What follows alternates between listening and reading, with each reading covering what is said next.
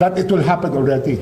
Sinungaling! Hindi totoo yan. Bakit? Hina-hijack nyo si Diskaya. Alam mo, sabi ni Tito Soto, bago ka maging state witness, kailangan yung buong kwento. Eh, sinasabi mo lang 2022 eh. Ba't hindi mo sinama yung 2016? Ang gago rin eh, no? Hindi po mura yun. Ibig sabihin lang ng gago loko. Ang lakas mang loko. Ang lakas mang gago. Ano ibig niyang sabihin doon? Kung hindi mo idadama yung Diskaya, wala kang proteksyon. Mamatay ka dyan. Tingnan yung mga kalokohan nitong mga to. Ito naman ang sinasabi, ibalik muna lahat ng excuses. Ginawa nila. So sa madaling salita, protektahan ka namin, kondisyon namin. Baka sasabihin, wag niyo isama si Tambi, wag niyo isama si Bongbong. Tapos sabihin mo nang sabihin 2016. Ganun ba yung rason? Sila may sabi nun. Kailangan buo yung kwento kasama 2016. Kailangan ibalik muna yung pera. Wow! Naglolokohan tayo rito. Lahat yan wala sa kondisyonis. Kasi parang ang pangit eh.